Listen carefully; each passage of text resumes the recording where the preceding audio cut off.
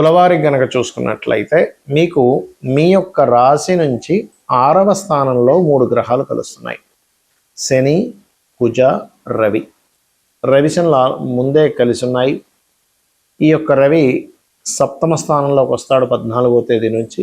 ఆ 14వ తేదీ నుంచి అక్కడికి రావడం వల్ల మీ యొక్క జీవిత భాగస్వామికి ఉన్నత పదవులు, ఉన్నత స్థానము, కొంత గౌరవం లభిస్తుంది. అయితే ఈ 2 గ్రహాలు మీ జన్మజాతకంలో కూడా ఒకవేళ కలిసి ఉంటే జరిగే ఫలితాలు ఏమిటి?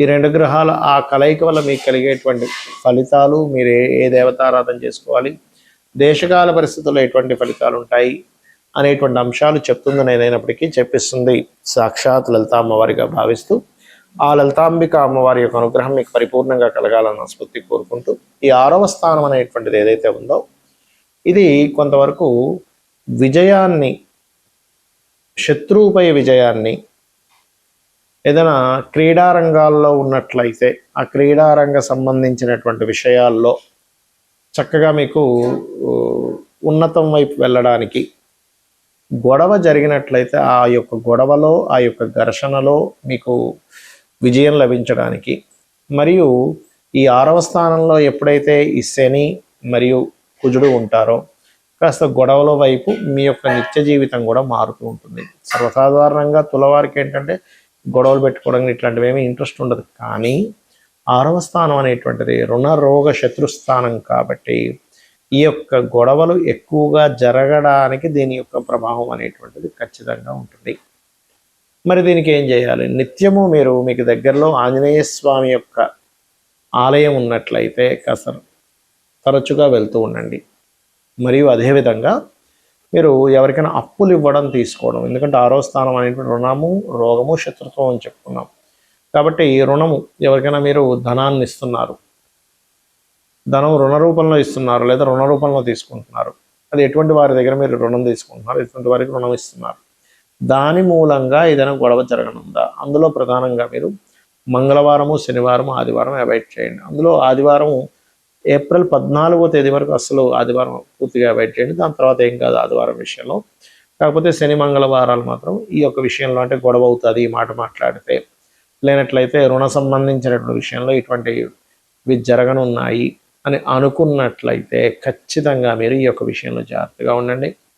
మరియు తండ్రి గారి ఆరోగ్య విషయంలో కూడా కొంత జాగ్రత్త పడాలి. మీరు పెద్ద మొత్తంలో ఎవరికైనా మనీ ట్రాన్స్ఫర్ చేసేటప్పుడు కొంతమంది చూడండి, క్యాష్ ఇచ్చేసేయండి పర్లేదు, మేము బ్యాంక్ వదిలేని ట్రాన్సాక్షన్ అంటూ ఉంటారు. ఇటువంటి విషయాల్లో కూడా కొన్ని ఇబ్బందులు పడుతుంటారు. కాబట్టి ఈ యొక్క విషయంలో జాగ్రత్త పడండి, అన్ని విధాలా మీకు బాగుంటుంది. మరి ఈ యొక్క కుజుడు, శని, రవి ఈ 3 గ్రహాలు 14వ తేదీ వరకు కలిసి ఉంటాయి. ఏప్రిల్ 1వ తేదీ నుంచి దాదాపుగా ఏప్రిల్ 2 నుంచి. మరి ఈ రవి 14వ తేదీకి మారిపోయిన తర్వాత ఈ 2 గ్రహాలు అయితే కలిసి ఉంటాయి 45 రోజుల పాటు దాదాపుగా, అంటే మే 15, 16వ తేదీ వరకు కూడా. దీని వలన దేశకాల పరిస్థితుల్లో జరిగేటువంటి మార్పులు ఏమిటి? ఈ సంవత్సరం అధిపతి మనకి రాజు గురువు అయితే మంత్రి కుజుడయ్యాడు. ఈ కుజుడు ఎప్పుడైనా సరే ఇలా జలరాశుల్లోకి ఎంటర్ అయినప్పుడు, అగ్ని, భూ, వాయు జలరాశుల్లోకి ఒక్కొక్క గ్రహము ఎంటర్ అవుతున్నప్పుడు దీని యొక్క తీవ్రతని, అంటే మనకి ఇన్ని రోజులు చూసినటువంటి వార్ స్ట్రాటజీ ఒక రకంగా ఉంటుంది. ఈ కుజుడు మారినప్పటి నుంచి ఇంకొంచెం వేరే రకంగా ఉంటుంది, అంటే ఇంకొంచెం దాని తీవ్రత పెరగనుంది అనేటువంటిది చూపిస్తుంది. కాబట్టి ఏంటంటే మనకి మీరు గమనించండి, ఇజ్రాయెల్ దేశానికి సంబంధించిన విషయంలో కొంచెం తీవ్రమైనటువంటి యుద్ధ వాతావరణం వల్ల అక్కడ ఉండేటువంటి ప్రజలకు ఎక్కువ ఇబ్బంది ఉంటుంది. దీనికి కారణం ఏమిటి అంటే మనకి ప్రకృతిలో కొన్ని సంకేతాలు జరుగుతూ ఉంటాయి.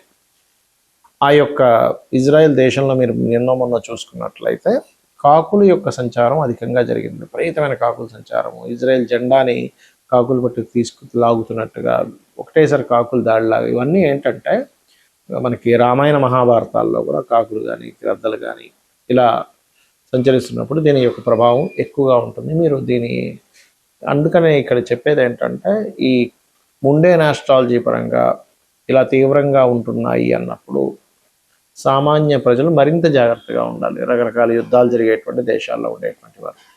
దీనివల్ల మనకి కొంచెం మన ఇండియాకు కూడా కాస్త పక్క దేశాలతో కొంచెం అనవసరమైన పోర్లు ఇవన్నీ కూడా ఇస్తూ ఉంటుంది ఈ యుద్ధం. ఎందుకంటే ఇది ఖచ్చితంగా 3వ ప్రపంచ యుద్ధానికి దారితీస్తుంది, అందులో ఎటువంటి సందేహం లేదు. నేను చాలా కాలంగా చెప్తూ వస్తున్నాను.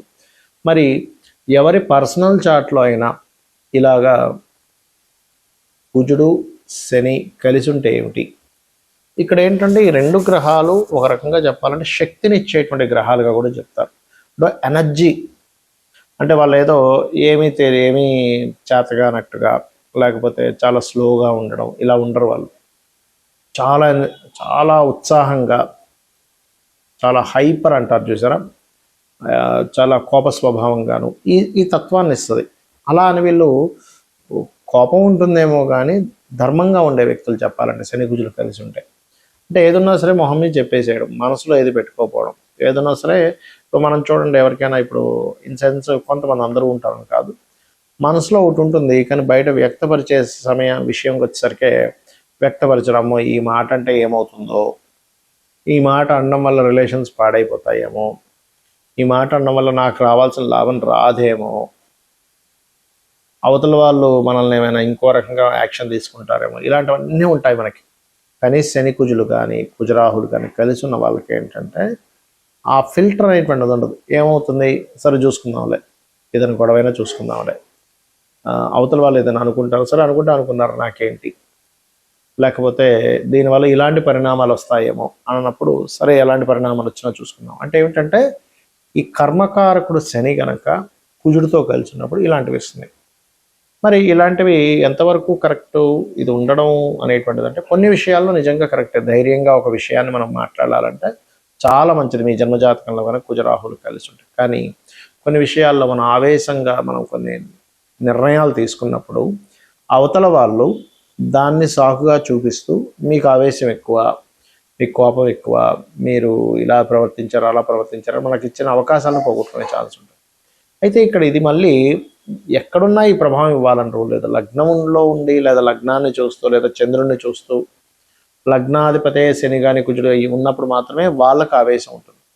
కుటుంబ స్థానానికి సంబంధం కలిగి ఉందనుకోండి, కుటుంబాధిపతి కుటుంబ స్థానం, అప్పుడు కుటుంబ సభ్యులతో గొడవలు ఉంటూ ఉంటాయి.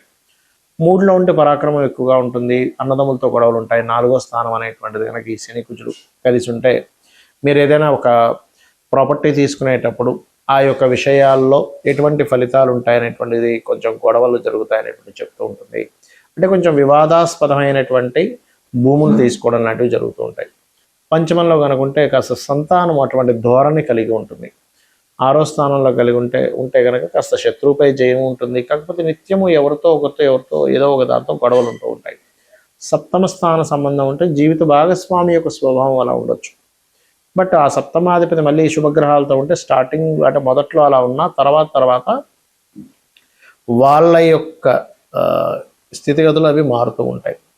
ఇక అష్టమంలో కనుక ఉన్నట్లయితే ఆకస్మికంగా కొన్ని మార్పులు రావడం, సడన్ చేంజెస్ ఇటువంటివన్నీ ఇస్తుంది. ఇక భాగ్యస్థానంలో ఉంటే తండ్రి మీద దీని ప్రభావం, తండ్రికి కాస్త బీపీ లెవెల్స్ పెరగడం ఇట్లాంటివన్నీ ఇస్తూ ఉంటుంది. దశమ స్థానంలో కనుక ఎవరికైనా సరే శని కుజులు కనుక ఉన్నట్లయితే వీళ్ళ వృత్తి మీద వీళ్ళు చేస్తున్నటువంటి ఉద్యోగము వ్యాపార సంస్థల్లో అయితే లాభస్థానంలో ఉంటే వ్యాపారం మీద పడుతుంది. దశమ స్థానంలో ఉంటే వీళ్ళు చేసే వృత్తి ఏదైతే ఉంటుందో దాని మీద దీని ప్రభావం ఉంటుంది. ఇక ద్వాదశంలో కనుక ఉన్నట్లయితే దాని యొక్క ప్రభావం దేని మీద ఉంటుంది ఏమిటి అని చెప్పి చూసుకున్నట్లయితే ఇక్కడ ఈ స్థానం ఏదైతే ఉందో 12వ స్థానంలో ఇది తండ్రి యొక్క ఆస్తి మీద, వివాహ జీవితం మీద ప్రభావం ఉంటుంది. మరి దీనికి ఏమిటి, ఎవరికైనా ఇలా ఉండి ఈ యొక్క ప్రభావం మీరు అనుభవిస్తున్నారు అన్నప్పుడు మీరు నవగ్రహాలలో ముఖ్యంగా శని కుజ గ్రహాల దగ్గర ఇంకా ఇంకొక పాపగ్రహం ఏదైనా కలిసి, ఉదాహరణకు రాహు కూడా కలిశాడు, అప్పుడు ఆ 3 గ్రహాలకి దీపారాధన చేయండి. నెంబర్ 1. ఇక రెండవ విషయం ఏమిటి అంటే ఇక్కడ దీంతో పాటు మీరు చేయవలసినటువంటి మరొక విషయం ఆంజనేయ స్వామి యొక్క ఆలయాలకు వెళ్ళడము, చండీ పారాయణం చేయడం చేస్తుండాలి. దీనివల్ల ఏమవుతుందంటే కొన్నిసార్లు మనం ఆవేశపూరితంగా తీసుకునేటువంటి నిర్ణయాలు ఏవైతే ఉంటాయో ఆ యొక్క నిర్ణయాల మూలంగా ఇబ్బంది మనం పడకుండా ఉంటాము ఇది చేయడం వల్ల. అదేవిధంగా అభిషేకాలు చేయించడము, గోవులకు కాస్త క్యారెట్స్ బెల్లము తినిపించడం, ఇవి చేయండి. మీ జన్మజాతకాల్లో ఒకవేళ ఈ యొక్క కలయిక ఉన్నా కూడా మీకు ఇబ్బంది కలగకుండా ఉంటుంది. శ్రీమాత్రే నమః.